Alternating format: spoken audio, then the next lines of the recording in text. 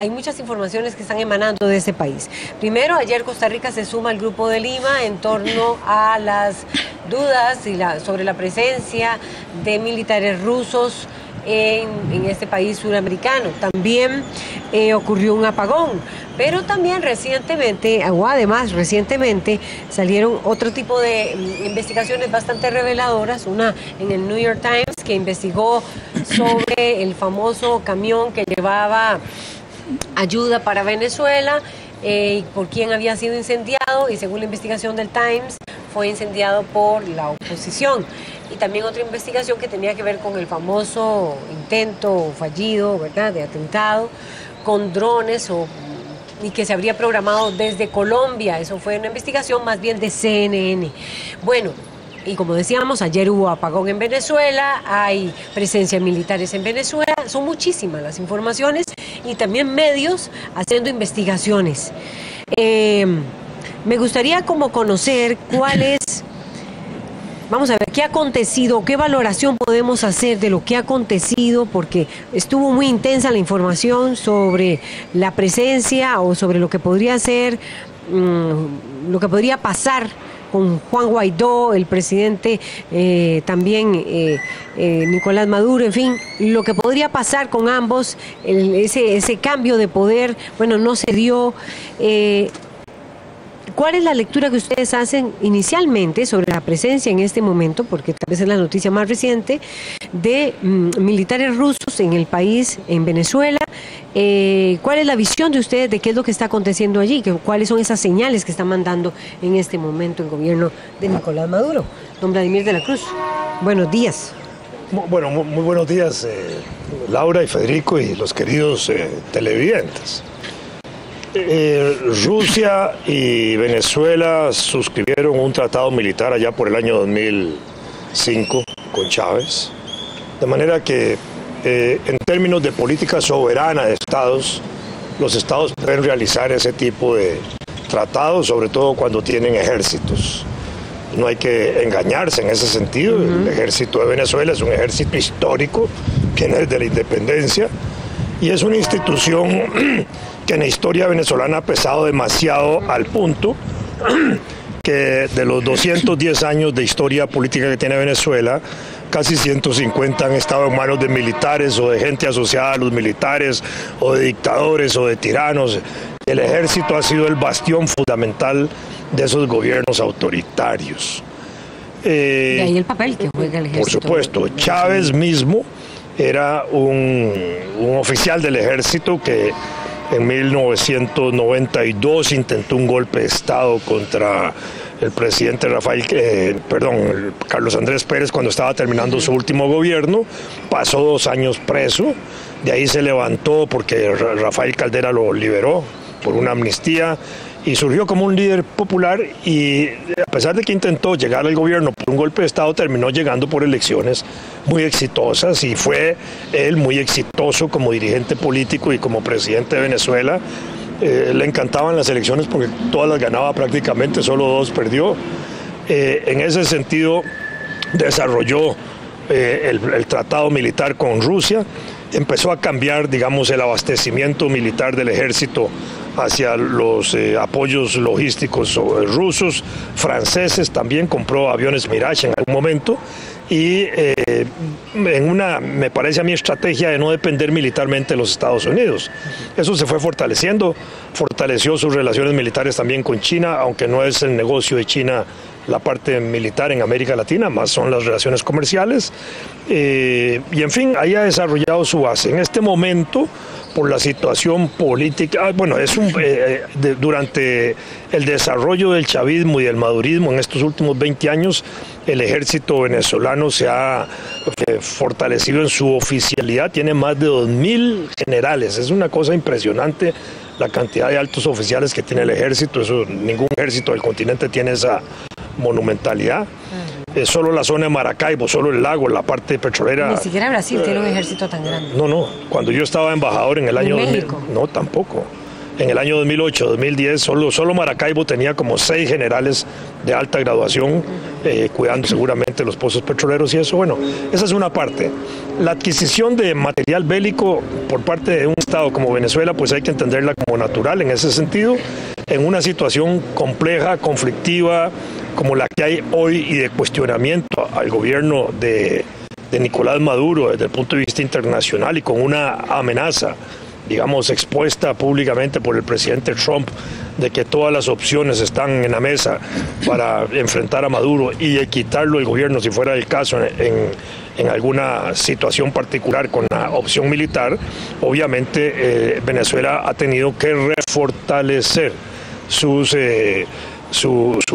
parque militar y su situación. Si esa es la razón de la presencia de militares rusos en este momento. La presencia militar rusa en este momento, de 2 aviones con casi 70 oficiales y un general de 3 estrellas y una parte de armamento, me parece que está orientada fundamentalmente en actualizar, darle mantenimiento a las armas y a los abastecimientos militares que tienen en Venezuela, que han comprado a los rusos para tener, digamos, el armamento aceitadito por cualquier cosa. Han adquirido en este momento también una base importante de misiles de antibalísticos y para derribar aviones, y con un alcance de más o menos de 200 kilómetros, que están bordeando en este momento a Caracas, están poniendo eso alrededor de Caracas. Creo que en esa dirección se orienta. La otra especulación que había alrededor, que es una especulación, obviamente, es que ahí estaban los aviones rusos, no estos dos, uno anterior, que había llegado hace como 2 meses, en posibilidad de que ante una situación de emergencia pudieran sacar a Maduro y algunos altos miembros del gobierno para el extranjero. Eso se dejó de decir. Hoy se entiende más bien que hay un apoyo ahí de logístico para el ejército venezolano en una situación de un eventual conflicto militar. Don Federico Picado, es embajador también de Costa Rica en Venezuela. No, sobre lo mismo que plantea Vladimir, yo estoy totalmente de acuerdo con el esbozo que él hace. Lo que yo lamento es que el gobierno de Costa Rica y su política exterior se sumen a esta especie de bullaranga que tienen alrededor de cualquier acontecimiento que suceda en Venezuela, ¿no?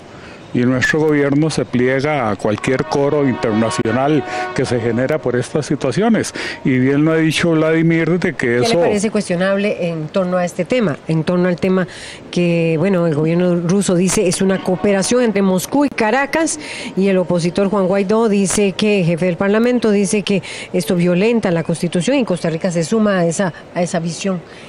¿Cuál es, digamos, el cuestionamiento ahí, Federico Picado? No, el cuestionamiento es que el gobierno debería preguntar primero e investigar primero seriamente qué es lo que está sucediendo, con la simple explicación que da Vladimir y que cualquier conocedor de la realidad venezolana lo puede expresar, ¿no? O sea, hay convenios militares, técnico-militares entre los dos países que fueron oportunamente, dijéramos, sometidos a tratamiento legislativo y están vigentes, ¿no? Efectivamente, casi todo el parking, dijéramos, militar más importante de Venezuela depende de la industria militar rusa. Y en ese sentido la colaboración de actualizaciones, etcétera, tiene que ser permanente. Más en esta situación que tienen planteada en las últimas semanas y los últimos días, ¿no? ¿Cuál es esa situación que está planteada en las últimas semanas? ¿Es un mensaje a los Estados Unidos la presencia de militares rusos en Venezuela?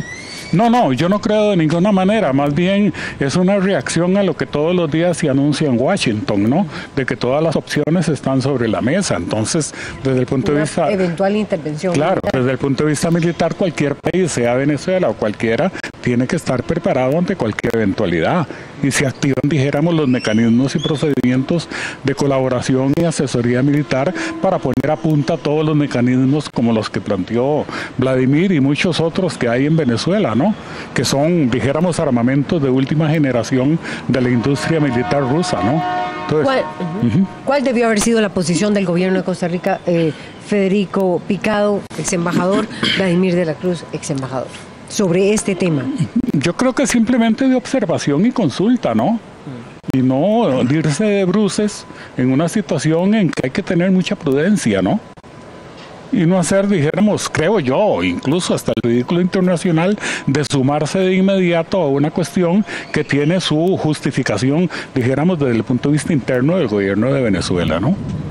Vladimir de la Cruz. Bueno, el gobierno asumió una posición muy contundente al reconocer a Juan Guaidó como presidente encargado de Venezuela, no reconocer la reelección del presidente Maduro, y en ese sentido pues ha sido consecuente con la decisión que tomó de reconocer a Guaidó. Eso no es una situación sencilla, es demasiado compleja en el escenario diplomático, en el escenario internacional. Más de 50 países reconocen a Guaidó, pero al final de cuentas Guaidó, aunque sea reconocido como presidente encargado transitorio de Venezuela, no es un presidente efectivo en Venezuela. El que es presidente efectivo sigue siendo Nicolás Maduro. Mientras el ejército venezolano le dé el apoyo al presidente Maduro, Maduro se va a quedar en el gobierno su tiempo. Pero debió haber sido quedarse como observador, dice Federico Picado, ex embajador, en el tema específico de la presencia de militares rusos en Venezuela. ¿Debió haber sido observador o debió haberse sumado, como lo hizo, al Grupo de Lima? Bueno, el gobierno de Costa Rica ha hecho una declaración de oposición a la presencia militar rusa, porque me parece que eso encaja dentro de la lógica de las relaciones internacionales continentales en este momento, en nuestra relación con Estados Unidos y en la geopolítica de la región. Y una presencia de 2 aviones militares rusos no altera mucho la situación política del continente. 2 aviones militares no hacen nada realmente, porque esto lo que están llevando es un equipo de asistencia técnica y de refrescamiento, digámoslo así, de los oficiales venezolanos y de mantenimiento de las armas que ellos tienen ahí para cualquier situación. Me parece que eso es normal. Debería haber sido más precavida Costa Rica, informarse más. Bueno, no sé si es un problema de mayor información. Creo que el país tiene la información suficiente para eso. Creo que el país entró en una dinámica de condenar la presencia rusa, que me parece a mí que tampoco es una situación de geopolítica determinante. Rusia no tiene a América Latina dentro de su patio geopolítico, digámoslo. Sí lo tiene Estados Unidos, no Rusia. En un conflicto eventual entre Estados Unidos y Venezuela, obviamente Rusia va a tratar de dar algún apoyo, pero es el apoyo que ya está dando desde ahora, porque en un conflicto eventual hay que entender que se haría probablemente un cerco marítimo, habría un cerco aéreo, habría una gran cantidad de circunstancias que impedirían que hubiera una presencia militar rusa ahí. China menos la habría por una incomodidad geográfica llegar hasta ahí. China ya más ha dado declaraciones importantes en el sentido de que lo que les interesa es más o menos garantizar la deuda que se tiene con ellos de más de 70.000 millones de dólares y garantizar las inversiones. Con los rusos hay deudas de Venezuela que andan en el orden de los 40.000 millones de dólares, con inversiones más o menos de 20.000 millones de dólares en la Franja del Orinoco. Entonces, de alguna manera eso es lo que protegen.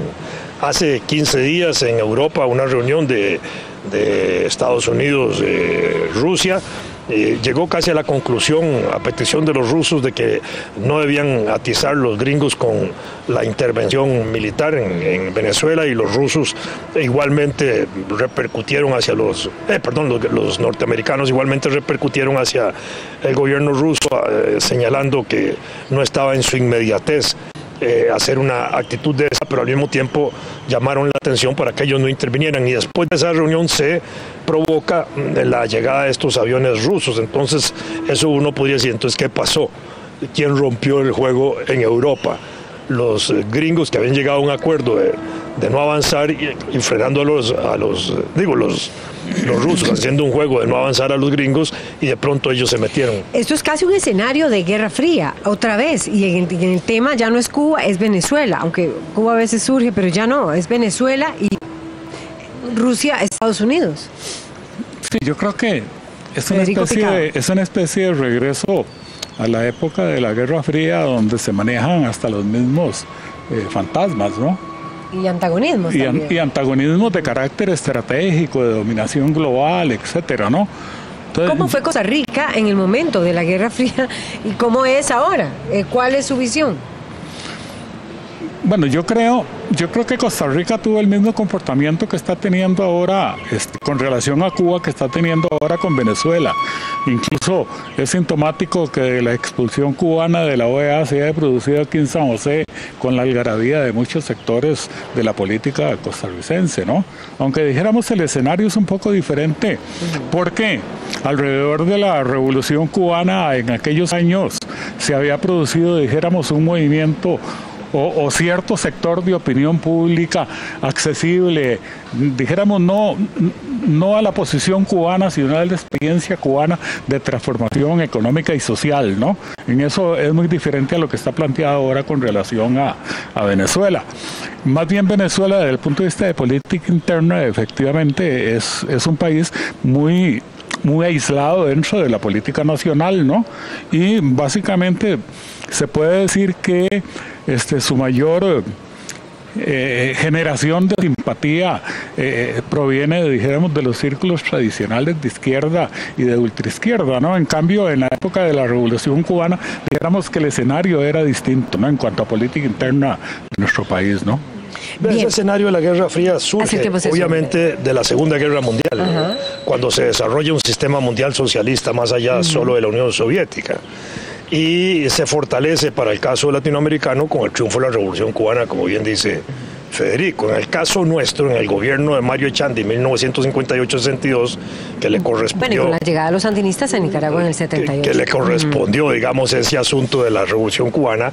Mario Echandi había tratado de imponer una política de Estado de Costa Rica de no reconocer dictaduras ni gobiernos militares y ese tipo. Eso no se impuso como política de Estado, pero sí condujo a que en el ambiente que había contra la Revolución Cubana y por la cercanía a 90 millas de Estados Unidos, se impulsara una política desde Washington de sacar a Cuba del contexto de la OEA. El gobierno de Costa Rica se prestó para eso y el gobierno de Orlich y todos los demás continuaron con eso. En el caso del gobierno de Orlich, facilitando el territorio nacional para que desde aquí operaran bases anti-revolución cubana ahí en el Caribe, en el Atlántico, operaran regiones donde entrenaban contrarrevolucionarios, de manera que aquí hubo una política en ese sentido de compromiso en esa dirección. Ahora no es y de rechazo a la revolución cubana. Costa Rica fue el tercer último país en reconocer a Cuba otra vez con relaciones diplomáticas en el año 2008, es decir, estamos hablando de que era una vergüenza que la mayoría de los países del continente ya habían reconocido a Cuba y Costa Rica seguía ahí en la cola de la Guerra Fría. Casi que lo hace después de Estados Unidos, que hubiera sido lo peor, ya desde el punto de vista de política exterior.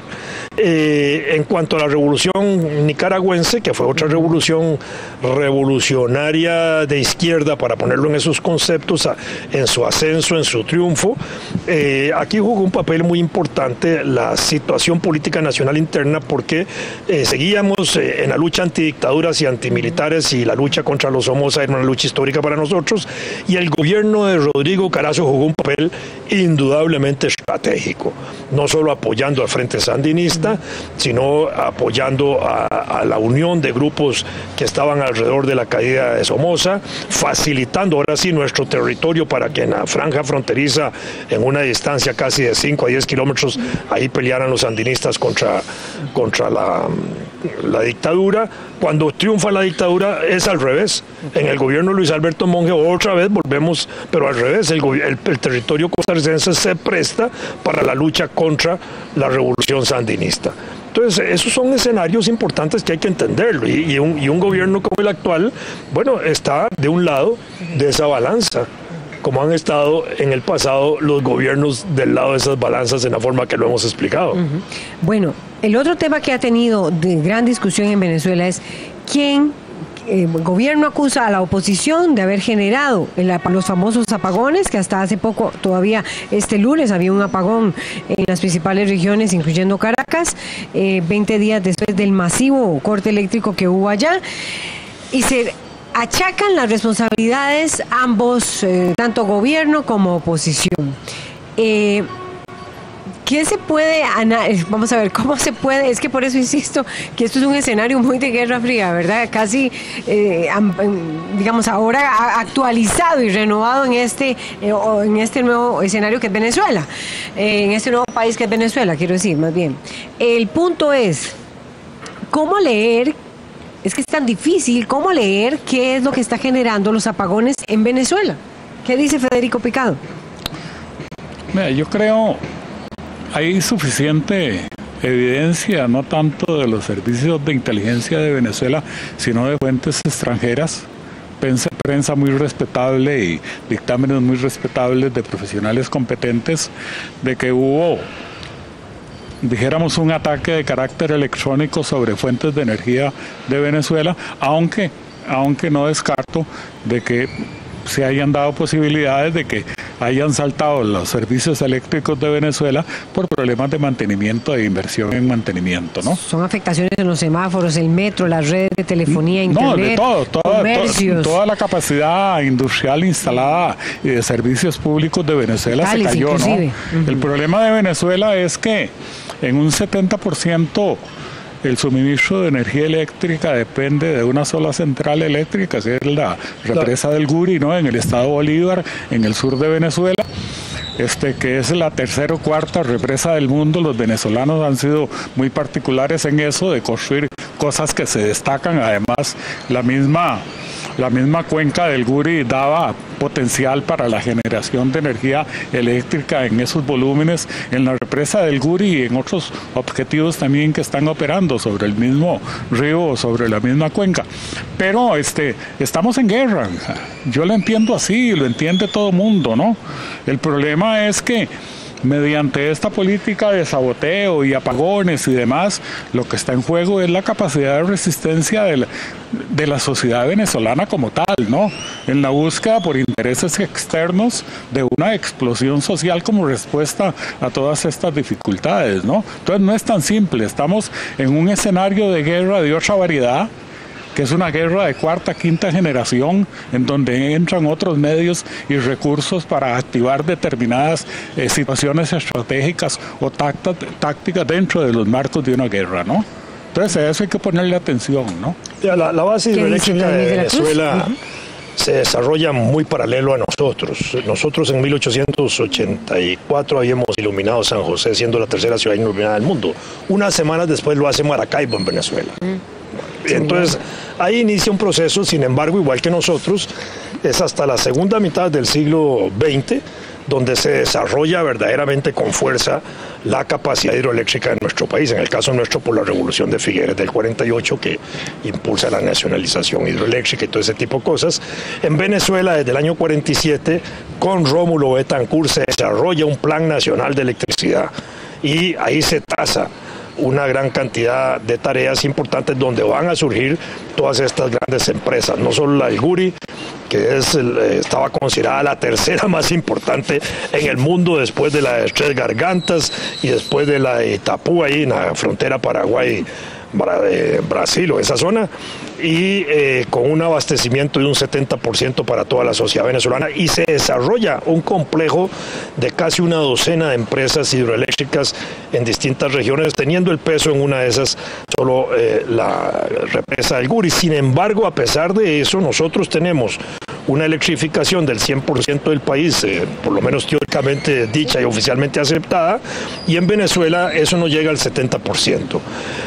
A esto se suma que ahora vamos al gobierno de Chávez. Cuando Chávez inicia, en los últimos 20 años, Chávez en el año 2007 nacionaliza el sector eléctrico venezolano y anuncia una inversión de $100.000 millones para fortalecer todo el sector eléctrico, y esos $100.000 millones no se invierten, se pierden en la corrupción venezolana, y eso es una de las fallas más importantes, porque si algo está fallando en Venezuela es, como bien dice Federico, el mantenimiento de las empresas y el mantenimiento de las hidroeléctricas, y sobre todo porque en el gobierno de Chávez obligó a que mucha gente saliera de ahí, y salieron técnicos y especialistas, y se ingresó al trabajo de las empresas empresas, personas que no eran altamente calificadas.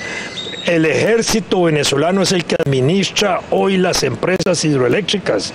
Es decir, es muy difícil el sabotaje. El sabotaje electrónico que se dice que hubo es como si se sabotearan las refrigeradoras o los equipos electrodomésticos de las casas. Eso no se puede hacer.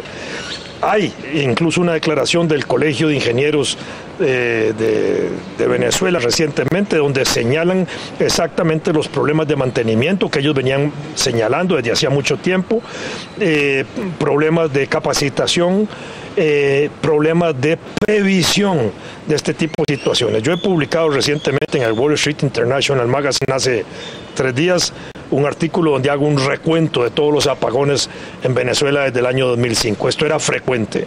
Cuando yo fui embajador en el año 2008-2010 hubo apagones pequeños en Caracas porque el gobierno ha procurado que Caracas no se apague. Se pueden apagar el resto de las situaciones de países de la región del país, pero Caracas no.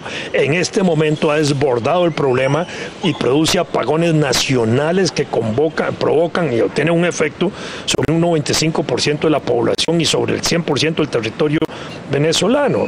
Yo tengo familiares en Maracaibo y en Maracaibo, no le exagero si le digo que en los últimos 2 meses ha habido un promedio de 10 horas diarias de apagones y hasta de 16 horas diarias, porque esto es una cosa ya frecuente, permanente en la administración eléctrica de Venezuela. El problema que tiene hoy Venezuela es que eso ha llegado a Caracas, que antes el gobierno procuraba que no llegara o que llegara por ratitos, ahora no, invadió toda la Gran Caracas y la Gran Caracas tiene casi 8 millones de habitantes. Entonces esto es una situación verdaderamente explosiva. Chávez en una ocasión usó el concepto del sabotaje, no lo volvió a usar. En otra ocasión dijo que era que los ricos gastaban mucha electricidad, entonces impulsó una política de ponerle una tarifa más cara a los barrios ricos, a las industrias y todo eso. Impuso incluso políticas de restricción de uso de la electricidad en las empresas, bajó el tiempo, bajó la jornada de trabajo en el sector público, y puso jornadas de 4 días a la semana, etcétera, para ahorrar. Que esto era la realidad, era un problema de mantenimiento. Los $100,000 de Chávez no se invierten. En época de Maduro volvió a anunciar $100,000 que no se han invertido.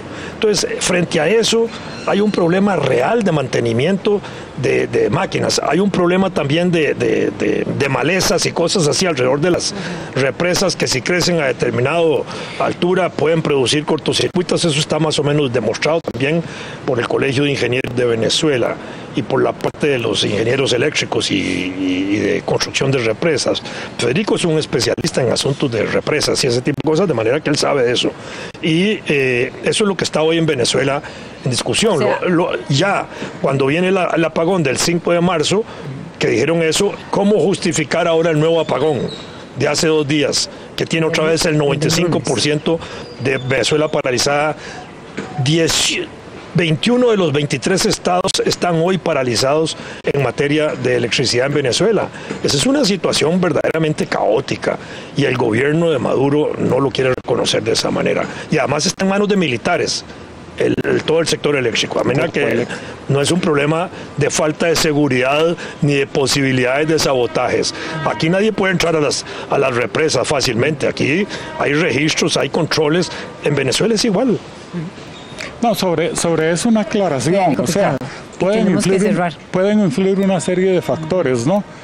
Pero ¿cómo se explica uno que desconociendo aún en Caracas, el alto mando militar y político de Venezuela, la cuantía, los extremos del daño que se generó en el Guri, resulta que 3 minutos después de que cae la electricidad en Caracas, el señor Marco Rubio en Miami emite un tuit en donde ya define las unidades y equipos que han sufrido daños en la represa del Guri.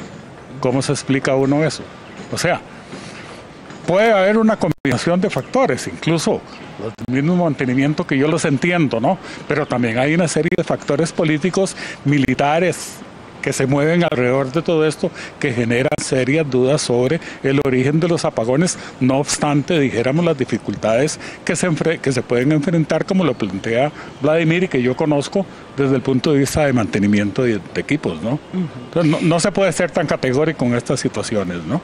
Bueno, tengo que irme porque ya estaban calentando, yo sé, estaban calentando y ya venía una importante divergencia aquí, pero bueno, ya está aquí con nosotros cerca, está la ministra de Hacienda, porque hay varios temas que tenemos que hablar también con ella, y con ello ya anuncio también el próximo tema, regla fiscal, canasta básica, ya llegó, está aquí Rocío Aguilar, y sé que el tema de Venezuela da para más, exactamente, y para más tiempo. Vamos a invitarlos a ambos para tratar, porque este tema, por supuesto, desde el punto de vista periodístico se mantiene. Claro. Gracias a Federico Picado, ex embajador de Costa Rica ante Venezuela, igual a Vladimir de la Cruz, ex embajador de Costa Rica ante el país suramericano, y a ustedes por acompañarnos. Quédense con nosotros porque ya venimos con la entrevista a la ministra de Hacienda para hablar de varios temas.